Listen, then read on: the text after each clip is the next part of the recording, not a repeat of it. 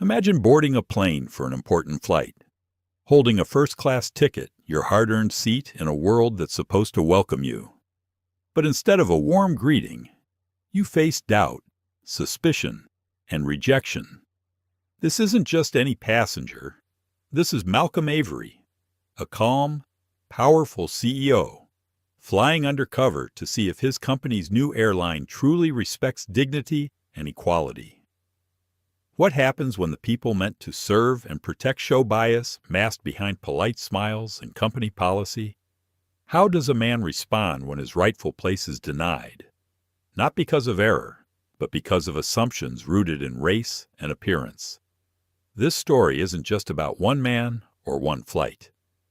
It's a mirror held up to all of us, a question about how we judge others and what we owe each other as human beings. Will Malcolm's silence break the cycle of discrimination, or will it become just another unheard voice lost in the crowd? Stay with us as we unravel this powerful journey of quiet resistance, dignity, and change. If you believe in justice and respect, hit like, share this story, and subscribe to the channel. Let's dive in. The rain hadn't let up since 5 a.m. It fell in quiet sheets against the glass facade of Atlanta Hartsfield's Terminal 4, wrapping the runway in a silvery haze. Inside Gate C-12, the world was waking slowly, not with energy, but with a kind of sluggish compliance. People yawned. A woman in scrubs clutched a coffee too hot to sip. A couple argued in whispers about overhead bin space. A toddler threw animal crackers on the floor, one by one. Malcolm Avery stood near the corner window, half-shadowed, a man designed to be overlooked if he wanted. And this morning, he did. He wore a simple olive hoodie, well-worn khaki slacks, and clean, white sneakers. His hands were tucked into the pockets of his jacket, except when one emerged to flip the page of a dog-eared copy of Scientific American. Slung over his shoulder was a brown leather duffel, aged but neat. Nothing screamed power, or wealth, or ownership, only presence. He didn't wear a watch. He didn't carry a briefcase. He didn't need to. The stillness around him told its own story. Flight 932 to New York City. On time, Nova Air. Malcolm glanced up at the screen again. A subtle smile tugged at the edge of his mouth. Punctuality was a good omen. Or maybe just a pleasant surprise. From behind the counter, Brooke Halter adjusted her navy blazer and glanced at her tablet. Her posture was polished, her hair pulled tight into a bun, but the tight line of her jaw said she'd rather be anywhere else. She scanned the crowd, her gaze lingering on suits and heels, polished briefcases and AirPods. She smiled at a white man in sandals and a Patagonia fleece, who nodded with practiced familiarity. Then she saw Malcolm. She hesitated. Her smile faded. Malcolm didn't miss it. He rarely missed anything. He stepped forward, slowly, like someone who had time to spare. Not to intimidate, just to exist fully in the space. "Good morning," he said, voice even and warm, holding out his phone. "Just confirming I'm in seat 1A. Brooke took the phone without smiling. Her fingers tapped once, then twice, a pause, then a blink. 1A, she repeated, skeptical. Malcolm nodded politely. "That's first class," she said, as though clarifying a complicated concept. He tilted his head. "Yes, ma'am." Another pause. She glanced down at his hoodie, his sneakers, the duffel. Her lips tightened. "Hold on 1 second," she said, and turned to whisper something behind the counter. From the side, a man approached, tall, clean-cut, his uniform crisp and pressed. Connor Briggs, cabin supervisor. His badge gleamed beneath a Nova Air pin. Brooke gestured toward Malcolm without subtlety. "We've got a situation," she said under her breath. Connor followed her gaze, saw the hoodie, The sneakers. The skin. Then the boarding pass. That's first class, he asked, narrowing his eyes. That's what it says, Brooke replied. Connor straightened his posture and approached with a half smile. Sir, he began smoothly, do you mind if I take a quick look at your ID? Malcolm paused, then reached into his pocket and handed over his license. Connor checked the name, checked the phone. They matched. Still, he lingered. You know, Connor said with a practiced chuckle, these mobile passes can be tricky sometimes. Just want to make sure you didn't accidentally book the wrong section. I didn't, Malcolm replied gently. Connor's smile dimmed slightly. We're just trying to ensure the comfort and safety of all our premium passengers. Malcolm's eyebrow lifted. And I don't fit that profile. Connor hesitated. That's not what I said. But it's what you meant. Connor's throat tightened. If you'd be willing to wait until we finish boarding Group 1, we can double-check I'm not waiting, Malcolm said, voice calm but resolute. I booked 1A, window seat, first class. Brooke leaned in again. Her voice dropped, but the edge was sharper now. Mr. Avery, perhaps you misunderstood. Those seats are usually reserved for platinum members or business class frequent flyers. You may have selected economy comfort by mistake. A silence hung in the air like static. Malcolm looked at her, not angry, just tired. Then, without a word, he held up his boarding pass again, a quiet declaration. I have a confirmed first-class ticket, he said, softly. I'm not asking. I'm boarding. Connor exhaled a small laugh, nervously. Brooke stepped closer, her voice rising louder than necessary. That seat's not for you. The words echoed. Passengers nearby looked up. A woman gasped under her breath. A man lowered his phone. Tension rippled like a wave through the waiting area. Malcolm stared at Brooke. The same calm stillness, but something in his eyes shifted. Disappointment, deep, unmistakable, human. Brooke turned away, as if to reset the moment. Connor, she said curtly, escort him to economy. Now. Connor didn't move. Now, she repeated through clenched teeth. Connor finally nodded and extended a stiff arm. Right this way, sir. Malcolm didn't argue, didn't raise his voice, didn't say a thing. He walked, past the toddler now asleep on his mother's chest, past a businessman suddenly avoiding eye contact, past a teenage boy in a beanie, who quietly raised his phone and started recording. Malcolm lowered himself into a seat near the vending machines. The hum of fluorescent lights above buzzed slightly louder than before. A whisper from behind. That was uncomfortable. Yeah, but maybe it was a mistake, I mean. He didn't really look first class. Malcolm stared ahead. He heard it all, and chose silence. 5 minutes passed. Then came the call. We now invite our first-class passengers and Nova Elite members to begin boarding. Brooke's voice was cheery again, performative, unbothered. Connor flanked her with his perfect smile. They greeted polished shoes, tailored coats, and laughter with wide-eyed charm. They didn't glance Malcolm's way. Not once. The boarding line for Group 1 was thinning. The sound of suitcase wheels rolling over the patterned carpet mixed with idle chatter and the occasional beep of a boarding scan.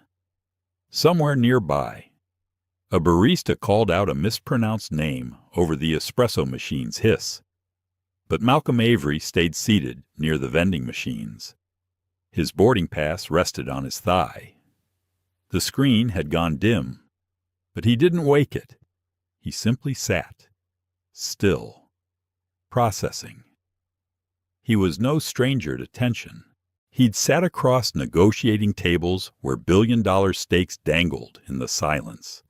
But this felt different. It wasn't a battle of leverage or legal terms. It was something more exhausting. It was something personal. A flight attendant passed by and offered a quick glance, then kept walking. Malcolm exhaled quietly, then leaned forward, elbows on his knees, and let his fingers lace together. He didn't feel humiliated. Not exactly. He felt watched. As if everything he'd worked for, everything he'd built, could be undone by one glance, one unchecked assumption, one voice saying, "That seat isn't for you." He shook the thought loose. Almost, from the corner of his eye, he saw the teenager in the beanie again, still holding his phone, still recording, this time not hiding it. Their eyes met. The young man nodded once, a question in his gaze. Malcolm nodded back, slowly. A moment later, the final call for boarding echoed across the speakers. Group 3 was welcomed. Then economy. People moved with mild urgency now. And just before the line disappeared, another figure approached the gate, a man in a graphite gray suit, clean-shaven, briefcase in hand, Elijah Rowe. Malcolm saw him before Brooke or Connor did. Elijah didn't speak to them. He simply scanned his ticket, nodded at the beep, and walked down the jet bridge. Malcolm's phone vibrated. A message from Elijah. Timeline moved up. Manhattan in 5 hours. Window needed before landing. Malcolm's lips curved slightly. He stood, picked up his duffel, and without breaking pace, walked toward the jet bridge. Brooke looked up just as he passed. Her mouth opened slightly, a delayed recognition flickering across her features. Connor was too busy smiling at a businessman in a golf vest to notice. Malcolm entered the plane. The first-class cabin glowed warmly. Leather seats, freshly wiped tray tables, passengers stowing laptops and sipping early cocktails. He didn't slow down, didn't blink. Seat 1A waited, still empty. He reached it. The woman in 1B glanced at him and then at the flight attendant nearby, clearly unsure. Malcolm placed his bag beneath the seat, then sat back straight, eyes forward. The woman in 1B opened her mouth, closed it. Connor appeared seconds later. He moved faster than earlier, this time with a forced smile that cracked at the corners. "Sir, I think there's been a misunderstanding." Malcolm didn't turn. No misunderstanding. Connor hesitated. "That seat was reassigned after you left the gate." To whom Connor blinked. "I'll have to check. I'll wait." The tone was calm, but it didn't budge. Brooke appeared at the cabin curtain. She froze for a second, then gathered herself and stepped forward. "Mr. Avery," she began, with a tone far more delicate than earlier. "We thought you had declined boarding." Malcolm looked at her. "I did not." Brooke shifted. "There was some confusion about your seating." "There was no confusion." Malcolm replied. "There was judgment, disguised as procedure." Neither of them responded. He let the pause stretch, just long enough to make it uncomfortable. "Where's your pilot?" Malcolm asked. Connor cleared his throat. "Captain Chase is preparing for departure. We don't typically disturb him unless I'm requesting him," Malcolm said simply, along with the cabin lead. "That's you, I believe, and your gate supervisor." Brooke paled slightly. "Sir, this is highly irregular. So is denying a confirmed first-class passenger their seat based on appearance." Brooke swallowed hard. Connor looked down briefly, then glanced toward the cockpit. Passengers in rows behind them leaned just slightly forward, pretending not to listen. Malcolm reached into his pocket, opened his phone, tapped something once. A small message appeared on the screen. "Elijah Rowe. Legal confirmation sent." He showed it briefly to Connor.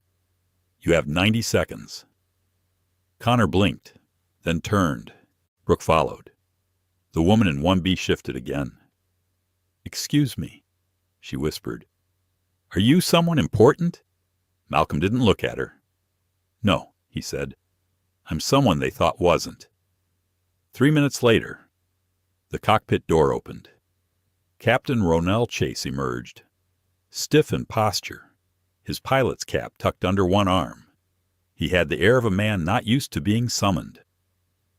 "Is there a threat or a disturbance?" he asked sharply. Malcolm didn't stand. He simply looked up. "No, there's a leadership concern." Captain Chase narrowed his eyes. "Excuse me." Malcolm held his gaze. "You were informed that a representative from Avery and Wells would be flying today. I was told a VP might be on board. No names were confirmed. I'm not a VP." Silence.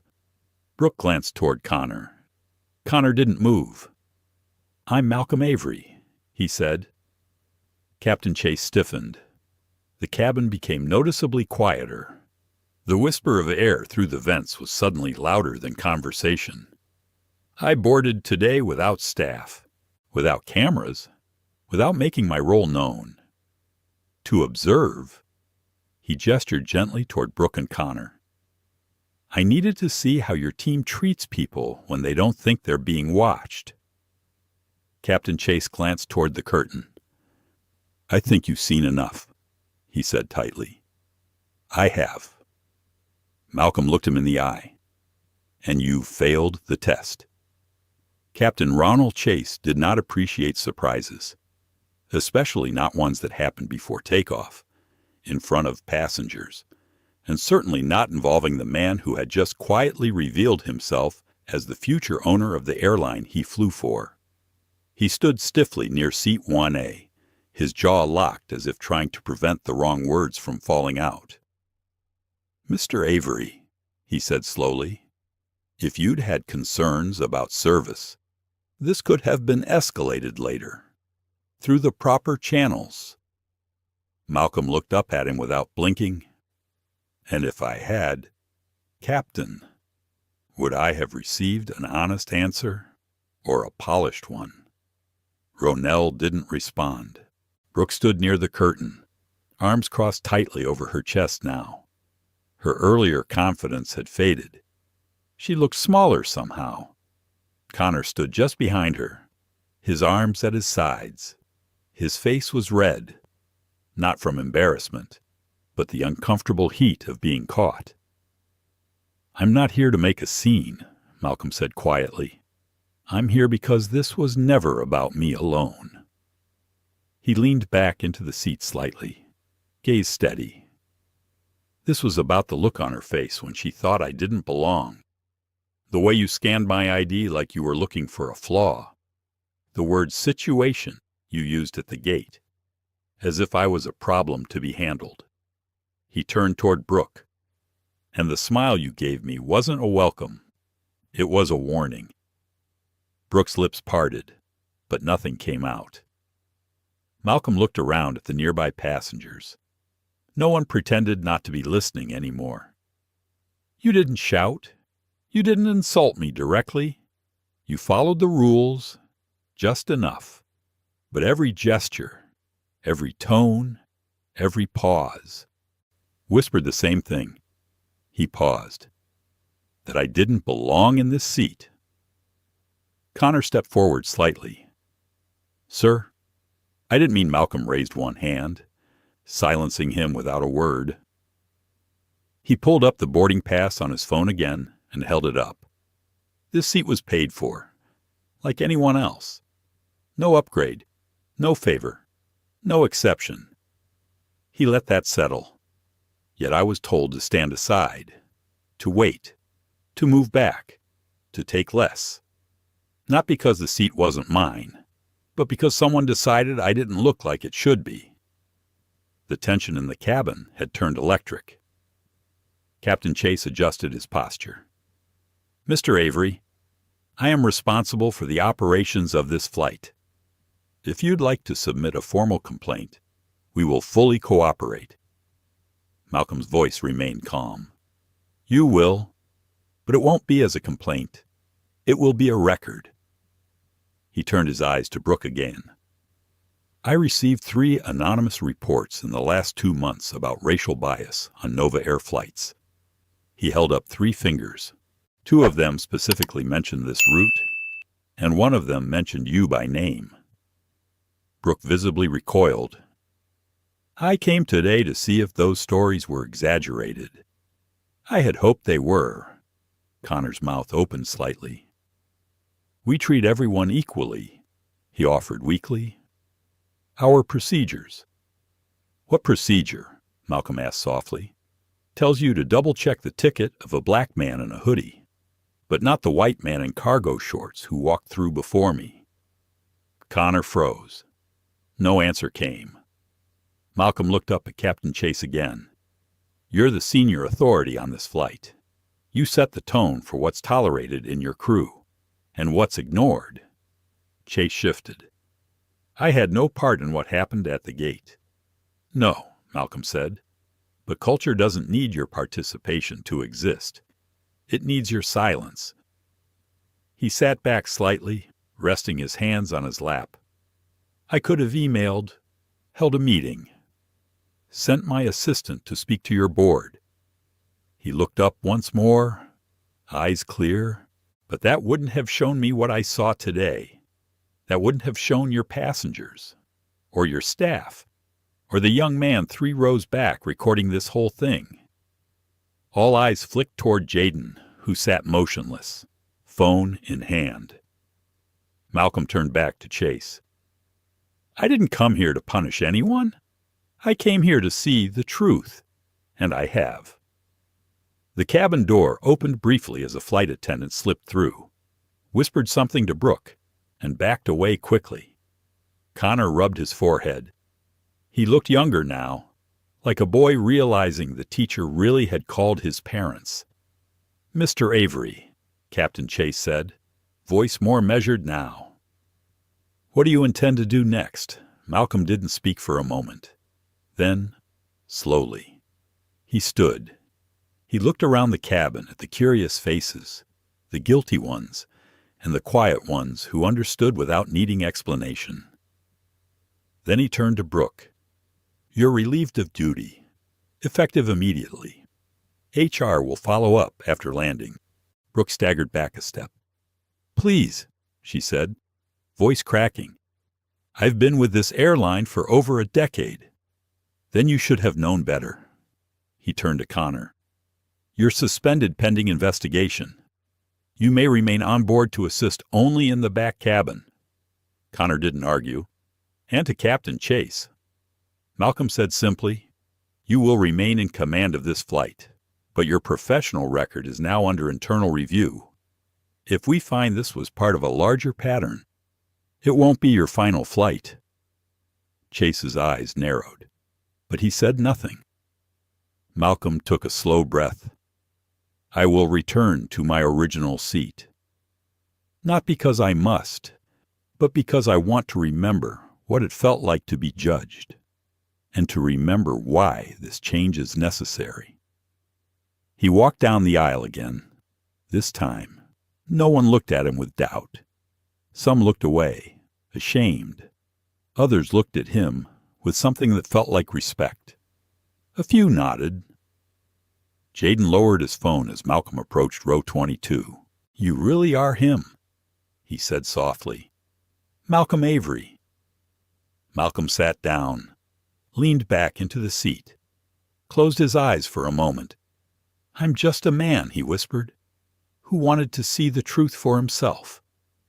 Outside the window, the rain had stopped, but a storm was just beginning to rise. The walk back to Economy was longer than it had been the first time, not because the aisle changed length, but because now every eye followed him. There were no more glances pretending not to be glances, no more conversations acting as cover, just rows of passengers sitting still, watching the man they had once assumed didn't belong in first class, take each step in complete silence. Malcolm Avery didn't rush, he didn't slouch or shrink. He walked the same way he'd led, with calm, with clarity, with weight in every movement. When he reached row 22, he paused.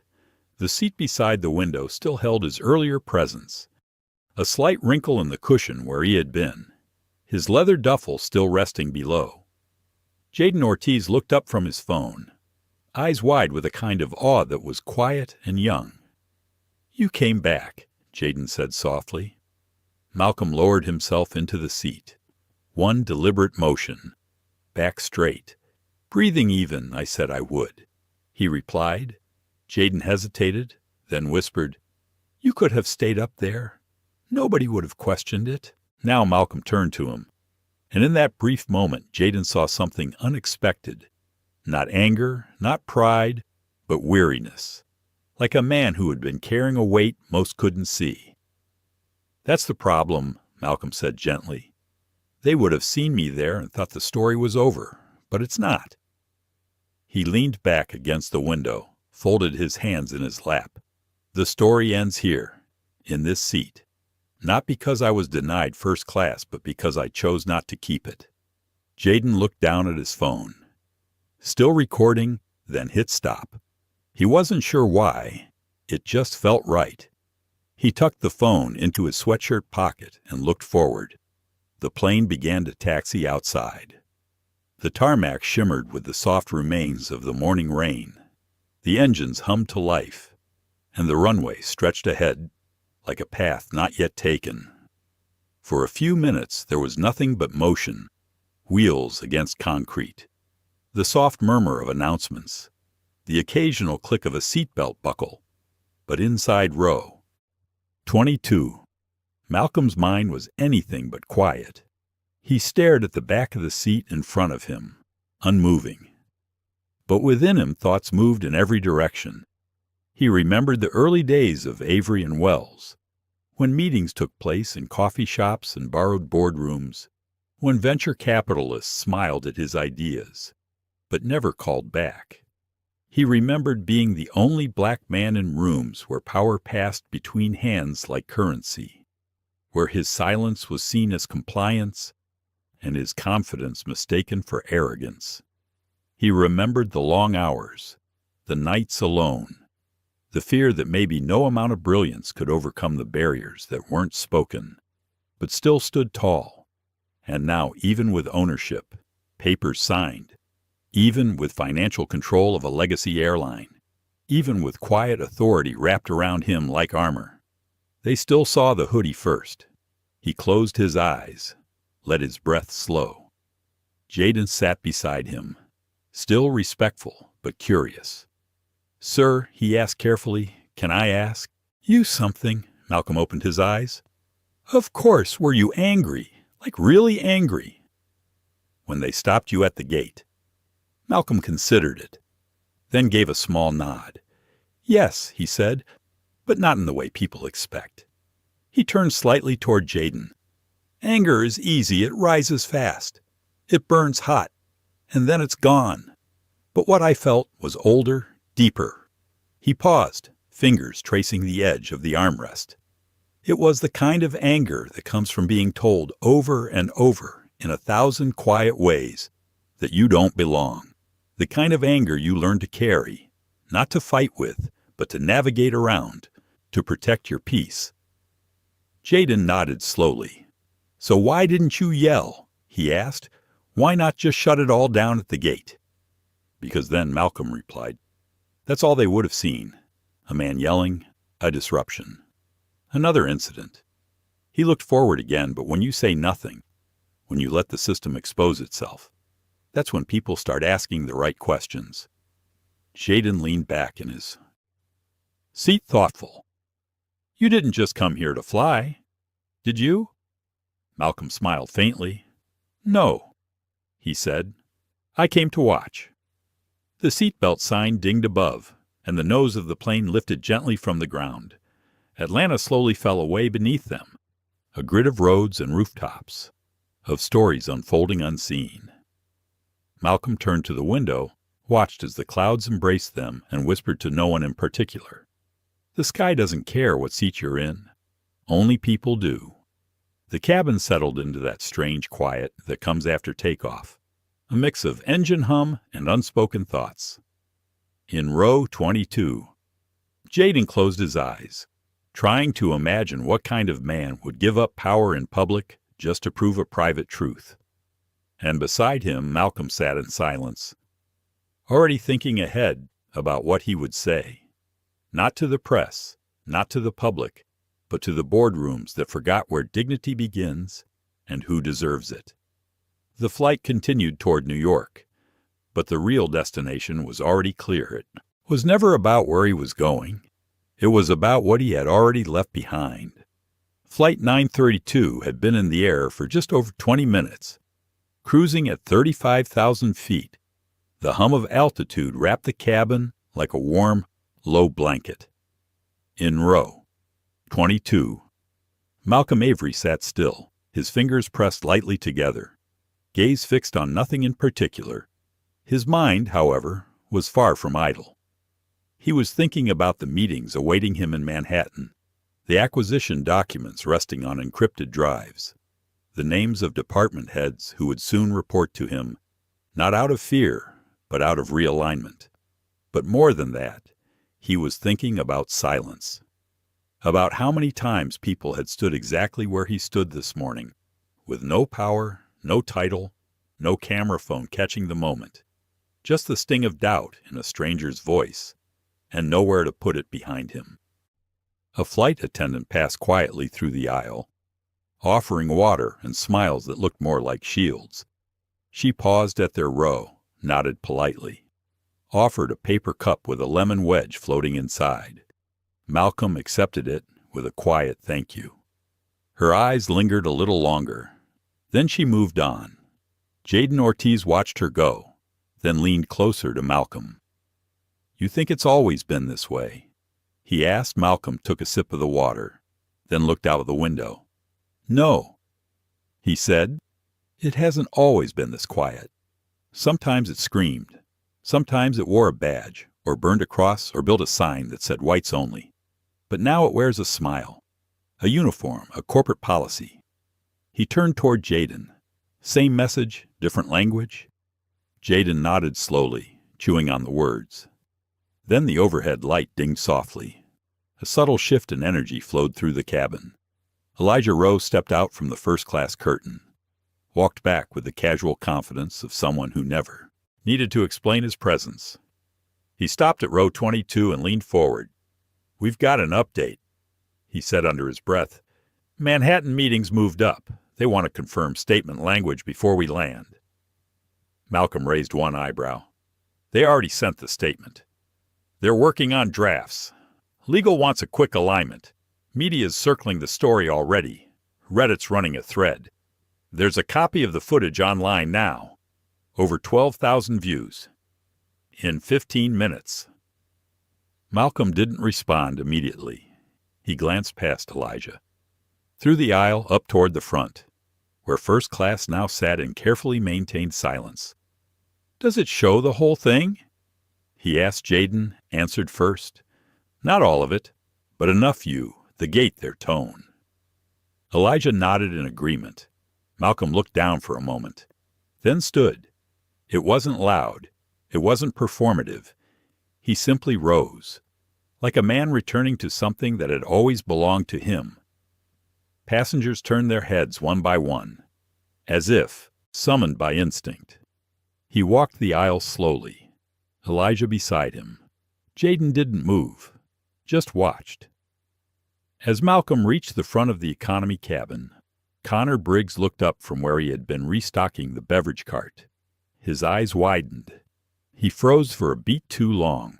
Malcolm passed through the curtain again, stepping into the first-class cabin with a presence that could not be ignored. Brooke Halter was gone, already removed as instructed. A new flight attendant stood at the front, nervous young, clutching a clipboard as if it could shield her from whatever this was. Malcolm offered her a kind smile, then turned toward Sate. Still empty. The passenger in 1B startled as he approached. She opened her mouth as if to say something, then thought better of it. Malcolm placed his duffel under the seat, sat down, breathed. The air was different here. Not cleaner, just more watched. A minute later, Connor appeared at the front curtain. He hesitated, then approached. "Sir," began, his voice tight. "I apologize for the confusion earlier." Malcolm looked at him calmly. "You mean the confusion where you doubted the legitimacy of my seat, or the confusion where you quietly reinforced someone else's bias?" Connor swallowed. "Sir, I was just following." Malcolm raised a hand, stopping him without a word, not out of rudeness, but because he had no more time for rehearsed excuses. Captain Ronald Chase stepped out from the cockpit again, his posture more reserved now. The bravado from earlier had faded. "Mr. Avery," he said, "we're doing everything we can to accommodate you now." Malcolm looked up. "It's not about accommodating me," he said. "It's about acknowledging what happened and correcting the system that allowed it." Captain Chase nodded slowly. Not in agreement, but in admission. Malcolm turned toward the small galley space. To the anxious eyes of crew members lingering nearby, he spoke clearly, not loudly, but with purpose. "What happened today has already left this. Plain. People have seen it, heard it, felt it. The question now isn't whether you're sorry, it's whether you'll change." He let the words land, then leaned back in his seat, folded his hands. "You may resume service." No one moved right away. Then gradually they did. Connor backed away. Flight attendants returned to their duties. The cabin began to breathe again, and Malcolm Avery, in seat 1A, closed his eyes, not in triumph, but in steady resolve. The next phase had already begun. 36,000 feet in the air, and yet the cabin had never felt heavier. Not because of the altitude, but because of what had just occurred, and what could no longer be ignored. Connor Briggs stood by the galley. Quiet now, his crisp uniform no longer carried authority. Just wait. He looked around the cabin at the passengers who were pretending to read, pretending to sleep, pretending they hadn't just witnessed the most powerful man on this flight. Be reminded that power doesn't always walk in with a suit. He reached for the clipboard, then stopped. There was nothing left to write that would fix what had already been documented by every passenger with a phone, and by the one man who hadn't needed to raise his voice to shift the ground beneath them. In seat 1A, Malcolm Avery sat still, his posture relaxed, but his presence filled every inch of space. He wasn't thinking about policy memos or lawsuits, or the optics of a viral video. He was thinking about responsibility. Not just the responsibility of owning a company, but of carrying the burden of being the one who had to prove again that his presence wasn't a mistake. Across from him, the woman in 1B sipped from her glass of wine without saying a word, but her eyes kept drifting. Small glances, each one holding a new kind of curiosity. After a while, she spoke. "You handled that with a lot of grace," she said. Malcolm looked over gently. "Thank you," he said. "Grace was the only thing I had that couldn't be questioned." She nodded, looked down at her hands, then back at him. "I have a son," she said quietly. "He's 12, loves space science. NASA, the whole thing." Malcolm smiled softly. "Sounds like a bright kid." She hesitated, then continued. "When he saw a black astronaut in a textbook last year, he cried. Not because it was inspiring, but because he thought it meant he had permission to dream." That big Malcolm's expression softened. "Permission," he repeated. She nodded. "And then this morning I watched them doubt you, and I realized that even adults don't always get that permission." Malcolm looked out the window again. The clouds below stretched wide like an ocean of silence. He didn't respond right away. Then he said, "That's why I came on this flight. Not to be seen, but to see how much has really changed, and how much we're still pretending has further down the aisle." Elijah Rowe stood beside the lavatory, phone in hand, reading a stream of notifications He tapped the screen, spoke into his AirPod, kept his voice low. Yes, he's in 1A. No, he hasn't addressed the media. Yes, the footage is real. We've confirmed the source. He paused. He's not playing it for PR, he's playing it for purpose. That's the difference. From the cockpit, Captain Ronell Chase sat rigid in his seat. His hand hovered over the intercom, then pulled away. His co-pilot looked over, raised an eyebrow. You all right? Chase gave a curt nod. I'll be fine. But he wasn't. He kept replaying the moment. Malcolm said, you're the senior authority. And you said nothing. That line hit harder than any reprimand. Because it was true. He had said nothing, done nothing, not at the gate. Not when Connor hesitated, not when Brooke spoke those words with certainty. That seat's not for you, he hadn't spoken. And silence is not neutrality. Silence is complicity. Worn like a second skin. He stared out at the horizon, where blue met endless blue, and wondered how many others had passed through his flights. Felt the same quiet, rejection, but left with nothing more than an ache they couldn't name. In the cabin, Jaden Ortiz opened his phone again. The video was spreading. Now over 100,000 views, hashtags multiplying, comments rolling in faster than he could read. But what caught his attention was the message in his inbox. Someone had sent him a note. Keep recording. These moments matter. Anonymous. He looked around, wondered who had sent it, then locked his screen and whispered to himself, this isn't just a flight anymore. In seat 1A. Malcolm closed his eyes. He could feel the change in air pressure, not just from the altitude, but from something else, something shifting. This wasn't about one seat, or one man, or one policy. It was about the hidden machinery behind every polite smile, every mispronounced assumption, every smile that meant no. He thought of his mother, who had worked 3 jobs, never flown on a plane, but always told him, you walk in like you paid for the ground. You're standing on, he had walked onto this flight that way, and still, they tried to tell him he didn't belong. He opened his eyes slowly and saw the cabin differently, not as a passenger, not as an executive, but as a mirror, every face, every silence, every reaction. It all reflected something deeper, and for the first time in a long time, he didn't feel disappointed.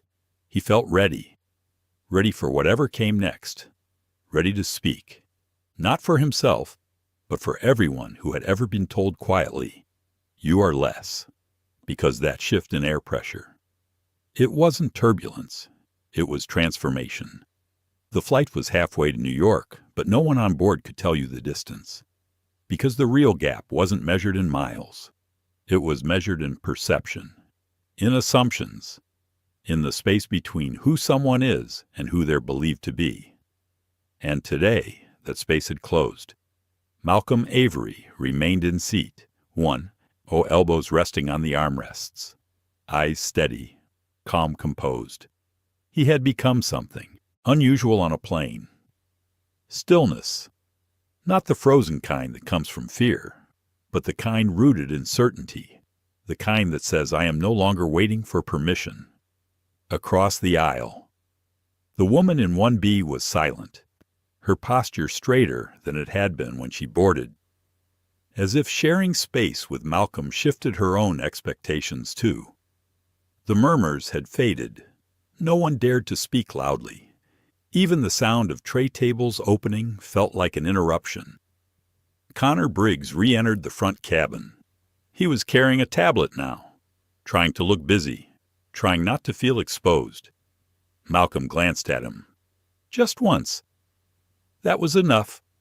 Connor turned his eyes away. Captain Ronell Chase had remained in the cockpit. His voice hadn't come over the intercom since takeoff.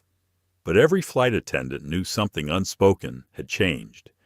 The kind of change that doesn't get reset when the seatbelt sign turns off. From the back of the cabin, Elijah Rowe stepped through the curtain again. He didn't say anything.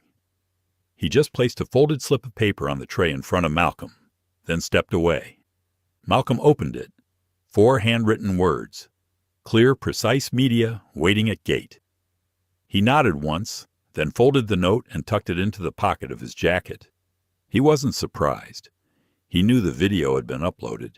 He knew the views were multiplying. He knew hashtags had begun forming before the plane had even reached cruising altitude. But he didn't come here for media. He came for accountability. He turned to the flight attendant who had replaced Brooke, a young woman named Shay Nervous. But trying, "Excuse me," Malcolm said gently. "Would you mind asking Captain Chase to step out one more time?" Shay hesitated, then nodded and disappeared into the cockpit.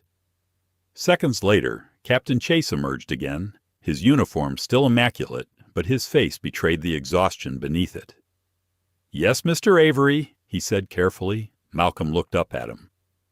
"Do you know what a seat represents?" The question caught the captain off guard. "Sir, a seat," Malcolm repeated. "It's not just leather and space. It's a signal. It tells people where they stand, what they've earned, what they're worth."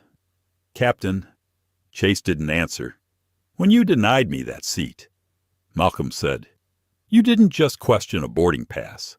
You questioned whether I had the right to exist in a space you had already decided wasn't mine." Chase's throat tightened. "That seat was paid for," Malcolm continued. "It didn't come from privilege, or a favor, or a last-minute bump. It came from the same work, the same struggle, the same discipline. As every other ticket in this cabin," he held up his phone, opened the email confirmation, held it out like evidence in court. "But you still saw something different," he said. "You saw a black man in a hoodie, and everything you thought you knew filled in the rest." "Captain."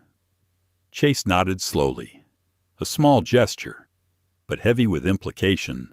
Malcolm wasn't finished. "You didn't yell. You didn't curse. You didn't use slurs. You just asked questions, unnecessary ones." In a tone that said you already had the answer, and that he paused. "Is how it happens now, not with fire hoses, but with clipboard smiles and lowered voices." The cabin was completely silent. Even the children weren't stirring. "This isn't the first time," Malcolm said, "but it will be the last time it happens without consequence." He tapped the screen of his phone again, showed Chase the press email waiting in his outbox. "The incident has been documented." He said, "The culture will be reviewed. The consequences are already unfolding." Captain Chase didn't argue. He just stood there, not in resistance, but in reckoning. Then Malcolm lowered his voice. "And if you ever wonder why this matters, ask yourself one question. What if I hadn't been the CEO? What if I had just been a father taking his child on their first flight? Or a nurse returning from a double shift? Or a student with one clean shirt and a dream? Would you have spoken the same way, or worse?" Captain Chase nodded once, his jaw tight, then turned and walked slowly back to the cockpit, not in shame, but in thought. The weight of the truth, even when quiet, is undeniable. Malcolm leaned back in his seat. He looked out the window again. New York was just an hour away, but something had already landed. Not the flight.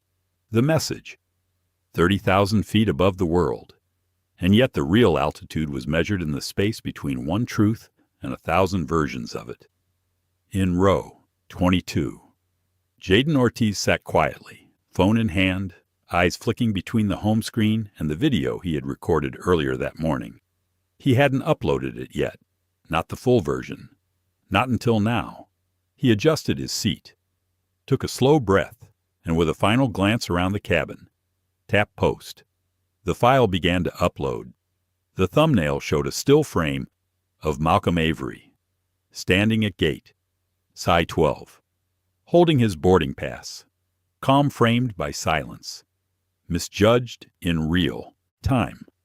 Jaden added no music, no edits, no hashtags. Just one title. 5 words. This seat was paid for. The signal was weak, but the upload bar crawled forward. 10%. 2035. Jaden leaned back, heart ticking louder than the engines.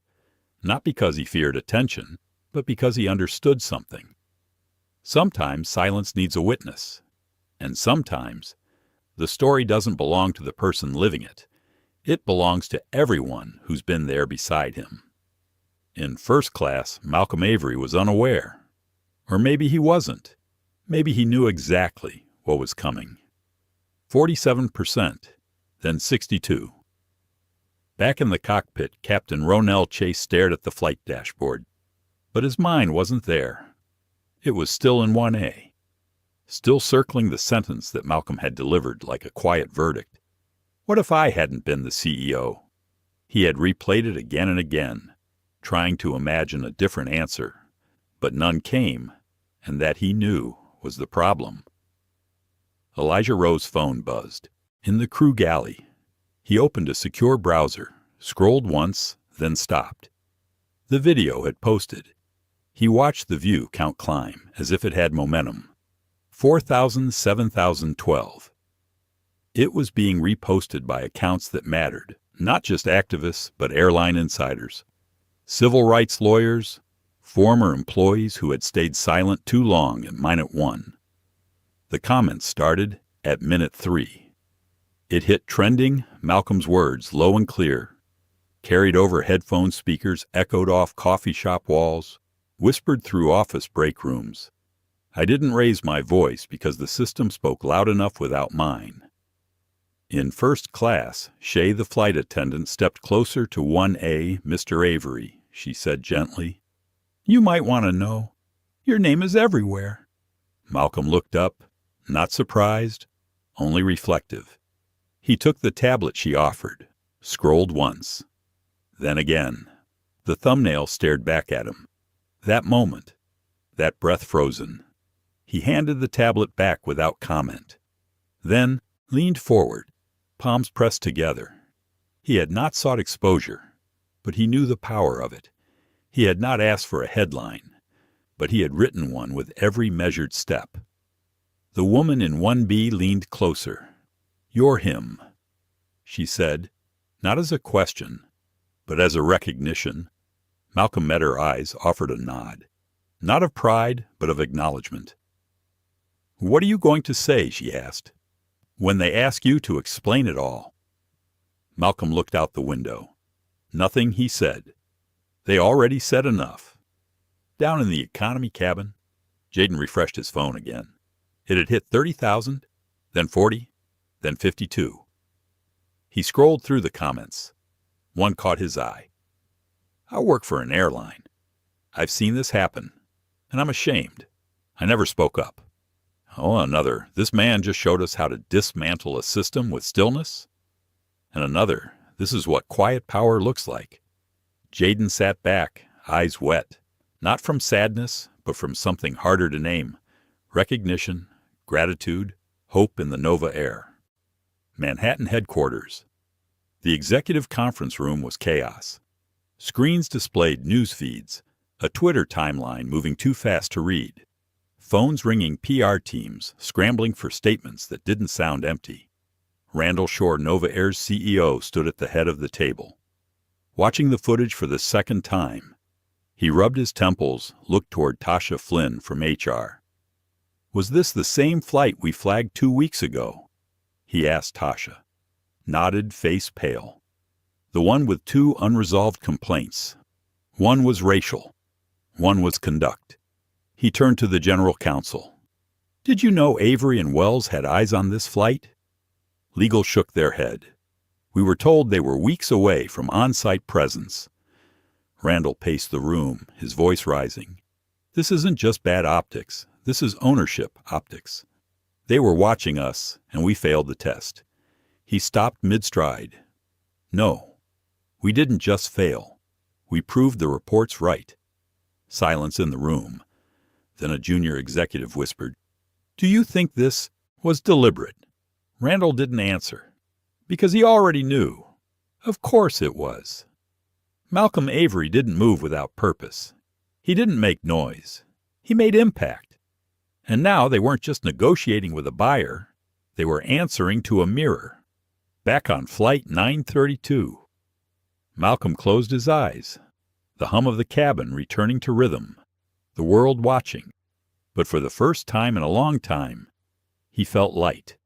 Not because the weight was gone, but because he knew he was no longer carrying it alone. The video was out. The story was real, and the whisper that started at Gate C-12 had become a roar. The Nova Air executive floor was quiet. Too quiet for a company that prided itself on movement. Phones still rang, keyboards still clicked. But underneath it all, there was a pressure in the walls. The kind that builds when truth can no longer be delayed. Randall Shore stood with both hands braced against the head of the long conference table. His reflection stared back at him from the polished, wood-jaw clenched eyes shadowed. Behind him, a wall of glass revealed a hazy Manhattan skyline. But no one in the room was looking out. They were all staring in. The viral video had crossed 1 million views, a clip less than 5 minutes long, but long enough to show what polished mission statements had failed to hide. Malcolm Avery boarding pass in hand, dressed like no one worth noticing, treated like no one worth respecting. And then, the shift, the reveal, the reckoning, the silence of professionals realizing they had profiled the man buying their entire company. Randall exhaled slowly, then turned to face the room. "Where are we on the official statement?" He asked Elijah Rowe, already issued his brief. Said a full press conference would follow upon landing. Legal has advised us not to preempt him. Tasha Flynn's voice was low measured. We're too late anyway. The story's not ours to tell anymore. Randall tapped the table with 2 fingers. A nervous rhythm. How many incidents have... We flagged internally. This year, 26. Tasha replied without looking down. Of those 15 are unresolved. 9 involved complaints about discriminatory treatment on the ground. And this flight, Randall asked specifically, 2 red flags. Tasha nodded, one naming the gate, one naming the lead agent by name, Brooke Halter. She's already been relieved of duty. Elijah's team handled it directly midair. Randall sat down slowly, like a man realizing his legs might no longer support him. We knew, he said quietly. We didn't act. But we knew. No one corrected him. Across the table, the communications director shifted nervously. Public sentiment is turning fast. Some are calling for a boycott. Others are asking for a full audit of our hiring and training practices.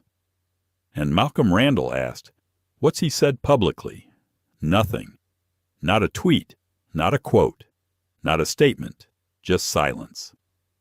The legal counsel leaned in, which makes it worse, because it forces everyone to sit with what they saw. No spin, no interpretation, just 5 minutes of uncomfortable truth. Randall looked toward the head of the table, the chair where he usually sat today. He hadn't dared to. He turned to Tasha. Do we have a clear path forward? Yes. But it starts with accountability, she said firmly. And you know what that means. Randall looked down, then slowly nodded. You'll have my resignation by end of day. He said. The room went still. It wasn't dramatic. It wasn't noble. It was overdue. Tasha stood, slid a folder across the table.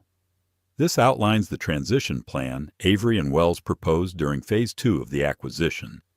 They were planning for a gradual shift, but that window's closed. Randall opened the folder. Inside were 3 simple words at the top of the page: Leadership Realignment Framework. Malcolm's signature was at the bottom. So this was the plan all along, Randall murmured. He came to test the culture, not just the numbers. Tasha nodded. He didn't want to inherit a broken machine. He wanted to see if we even knew it was broken. Across the city. At JFK International Flight 932 had just touched down. The tires kissed the runway. a puff of rubber smoke trailing behind inside the cabin.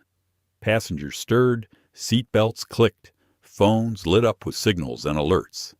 Malcolm Avery remained seated in 1A calm unmoved. Jaden Ortiz looked back from row 22, eyes meeting Malcolm's, just for a second. A silent thank you passing between them. The cabin doors opened. Malcolm was the last to stand.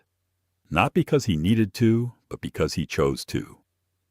A flight attendant opened the curtain. He stepped through. Elijah was waiting just outside the jet bridge, phone in hand. Gray suit, crisp expression, unreadable. "We've landed," Elijah said. "Yes," Malcolm replied. "We have news." Cameras were waiting near baggage claim. Producers holding clipboards. Reporters fixing their microphones. Malcolm adjusted his jacket. "I won't be giving a statement today." He said Elijah didn't. "Question it." The video spoke loud enough, and the silence afterward said even more. They exited the terminal quietly. No entourage, no spotlight, just presence. The kind that forces institutions to take a long, hard look at themselves. 3 days later. The Nova Air employee portal looked different, not in color or layout, but in tone. The banner no longer read, "Soaring Together." It had been replaced with something simpler. More honest change begins here. Inside every department, from ticketing desks to in-flight services. The video of Malcolm Avery had become more than a viral clip. It had become a mirror, a training module, a conversation starter, a reckoning. At first, employees shared it in whispers. "Have you seen it?" He was on that flight. They denied him 1A. But over time, the tone shifted. Not just surprise, but reflection. Because everyone had seen it happen. In one form or another, the passenger someone assumed couldn't afford the seat. The woman mistaken for staff. The father who had to explain to his son why someone asked, "Are you sure you belong here?" Now those moments weren't brushed off. They were written down, reported, brought into the light. At Nova Air headquarters, Tasha Flynn stood before a room of regional managers. Her sleeves rolled up, her voice steady. "We're not doing performative resets," she said. "No hashtag campaigns, no empty promises. We are rewriting how we lead." She clicked the remote. A slide appeared, 3 faces side by side. Brooke Halter, Connor Briggs, Captain, Ronald Chase. "These are not villains," Tasha said. "They are examples of how unchecked bias hides behind professionalism, of how procedure can become a shield for judgment, of how leadership starts with accountability." She advanced to the next slide. This time, a list of changes. Revised boarding procedures. Bias training led by third-party civil rights educators. Anonymous feedback lines connected directly to executive review. Diverse hiring panels for frontline roles. And one final point, rotational flight audits. They won't know when or where or who, but someone from executive oversight. Maybe even Mr. Avery himself will be flying alone. Unannounced, because leadership is not what you show when the cameras are rolling. It's what you reveal when no one's watching. The managers were quiet. Some scribbled notes. Others simply nodded, but no one pushed back. The ground had already shifted elsewhere. At a mid-size airport in Ohio, Connor Briggs sat in a training room. He wore no name badge, no uniform, just a gray polo and jeans. His suspension had ended, but his return came with a condition. Reflection, retraining, re-entry. He sat at the edge of a semicircle among a group of newer hires, listening to a guest speaker from a civil rights organization talk about implicit bias. At first, Connor had crossed his arms, offended, defensive. But as the session went on, he found himself staring at the floor, remembering not just what he had said, but how he had said it, the tone, the hesitation, the smile that wasn't really a smile. He had meant well, he thought, but good intentions, unquestioned, still cause harm. During a break, he stepped outside, pulled out his phone, typed a message. "Mr. Avery, this is Connor. I don't expect a reply, but I need to say this. I saw myself in that video. Not just my face, but my silence. I was professional, but I wasn't kind, and I didn't see it until I was forced to. Thank you for letting the world see what I couldn't." He hit send, then sat on the bench, eyes closed. Meanwhile, in another city, Brooke Halter sat behind a desk at a small regional carrier. Her name tag read, "Training Consultant." The irony was not lost on her. She had applied for the job 2 weeks after her termination, expecting silence, maybe rejection, but the offer came. Conditional. She would not be rehired at Nova Air, but she could help somewhere smaller, somewhere still learning. She hesitated at first, then accepted.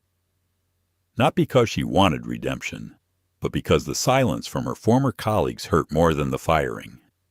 No one had defended her, not even the ones who used to laugh at the same assumptions. In her new role, she led onboarding sessions, walked trainees through the importance of language, tone, presence. One day, she opened the training slide and saw Malcolm Avery's name.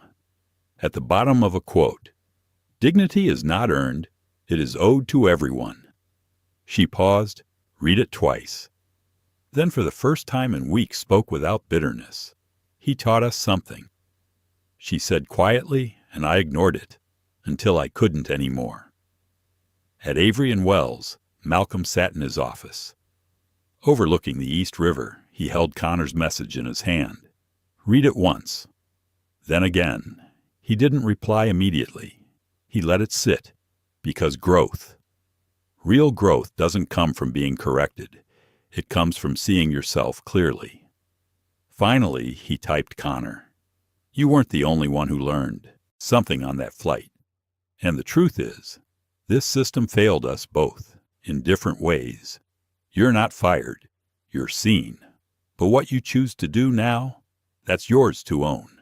Stay curious, stay honest. Malcolm." He hit send, then leaned back in his chair. The skyline outside shimmered with late afternoon light, and for the first time in a long time, the future didn't feel like something to control. It felt like something to shape. Together. There's a particular kind of silence in airport terminals at night. It's not the absence of sound, but the soft hum of exhaustion, people waiting to leave, or waiting to return, at Gate D5 in San Diego. A woman in a blue vest tapped her badge against the scanner, logged into the check-in kiosk, and glanced at the line forming. One passenger caught her attention. A teenage boy, hoodie backpack, slung low, boarding pass in hand. He stepped forward, spoke with quiet confidence. "Hi, just confirming. Seat 1A. She scanned it, then looked up at him. "For just?" A second too long, and then she smiled. "Yes, sir. You're all set. Welcome aboard." He blinked as if surprised. Not at the seat, but at the absence of hesitation. Behind the counter, another agent leaned toward her. "That's Malcolm Avery's seat," she whispered. The woman smiled. "Not anymore. Now it belongs to anyone who deserves it." Across the country in New York, Malcolm sat in his office. Late light spilling across the table. In front of him, a stack of letters, printed emails, handwritten notes, messages from strangers, from passengers, from crew. He picked one up.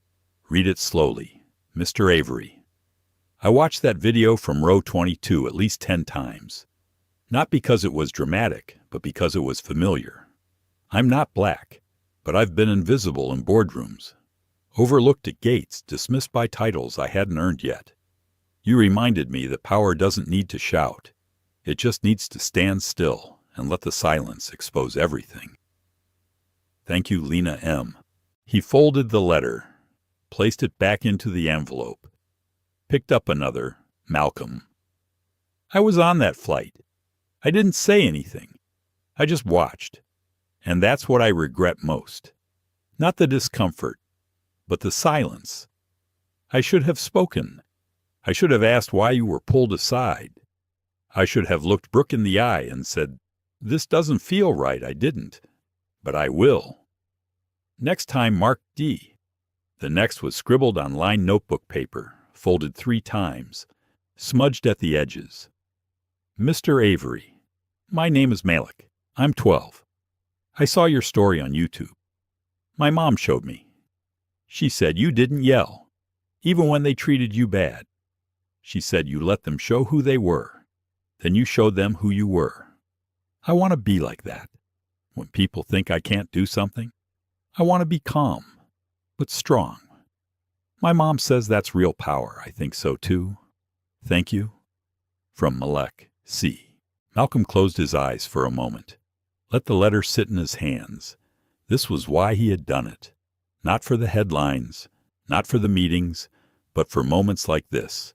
For 12-year-old boys learning what dignity looks like. For strangers who had watched in silence, but were now finding their voices. He looked to the final envelope in the pile. No return address typed neat. He opened it slowly. Mr. Avery. You don't know me, but I knew Brooke. We worked together for years. She wasn't perfect.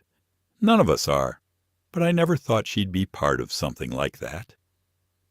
When the news broke, everyone pretended they didn't know her, didn't laugh at the same jokes, didn't ignore the same complaints. But we all did, and when she disappeared, so did the conversation. No one wanted to talk about what made that moment possible. We just wanted to forget, but you didn't let us, and I think we're better for it. She's working again. Different company, different role. I hear she's changed, not perfectly, but meaningfully. That's what real consequences should lead to, not shame but clarity. Thank you for giving us that no name, no signature, just truth. Malcolm leaned back. The room was quiet, the city pulsing beyond the windows. He didn't need a response to every letter, just the knowing that each one meant someone saw what needed to be seen. He pulled out his notebook, wrote a single sentence at the top of a blank page. Change begins in row 22, but it doesn't end there. He underlined it. Twice, then sat back, let the weight of it all settle in his chest. In the hallway, Elijah stepped in. You ready for tomorrow? He asked. Malcolm nodded. What's the room look like? Sold out. Press students leaders. Some from Nova Air too. Good, Malcolm replied. They should hear this in person.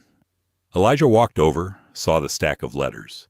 He picked one up, read a line, then placed it gently back down. You ever think about how far this reached? He asked. Malcolm looked out at the city. Think about how far it still has to go. Elijah smiled. That's why it started with you. Malcolm didn't answer right away. Then finally, no, it didn't start with me. It started with every person they ever told. This seat isn't for you, I just happened to sit down and stay. A year later, Atlanta Hartsfield's Terminal 4 felt different. Not because the rain had stopped, but because the air was lighter, full of possibility. At Gate C12, a young man approached the counter, jeans hoodie, a leather backpack slung casually over one shoulder. He held a first-class boarding pass. Site 1A. Brooke Halter was behind the desk now, no longer the gate agent who once questioned a man's right to his seat, but a woman transformed by experience. She looked up, saw the boarding pass, saw the name, and smiled warmly. Welcome aboard, sir. Seat 1A is ready for you. The young man blinked, not at the kindness, but at the absence of hesitation. Behind Brooke, a colleague whispered softly, That's Malcolm Avery's seat. She nodded. Not anymore. It belongs to everyone who deserves it. The man smiled, thanked her quietly, and walked through the gate. Down the jet bridge.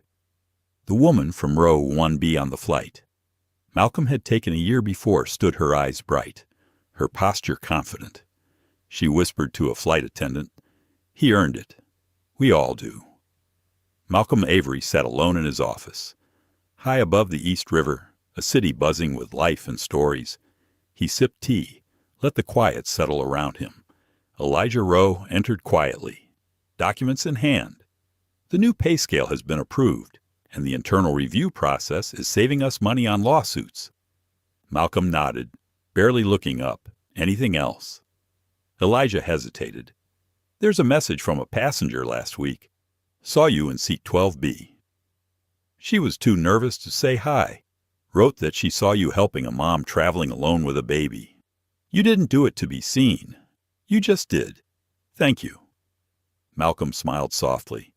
For a man who doesn't like speeches, you've made a hell of a statement. He chuckled quietly. I didn't need to speak, he said. They said enough. Outside the window, the city pulsed with light and movement.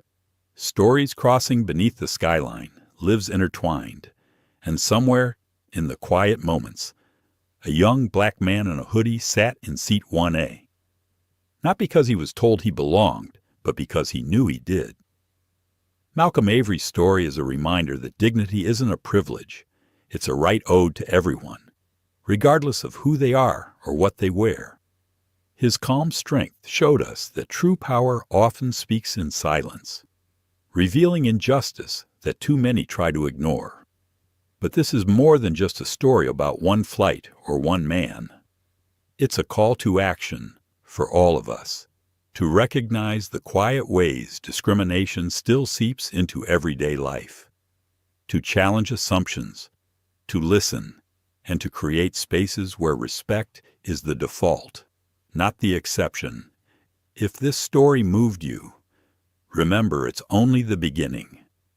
Together, we can shine a light on these truths and inspire real change. One conversation, one moment at a time. Thank you for watching. If you want to support this channel and help spread stories that matter, please like, share, and subscribe. Don't miss our next videos, where we continue exploring stories of courage, justice, and humanity. Because every voice deserves to be heard, and every seat belongs to someone worthy.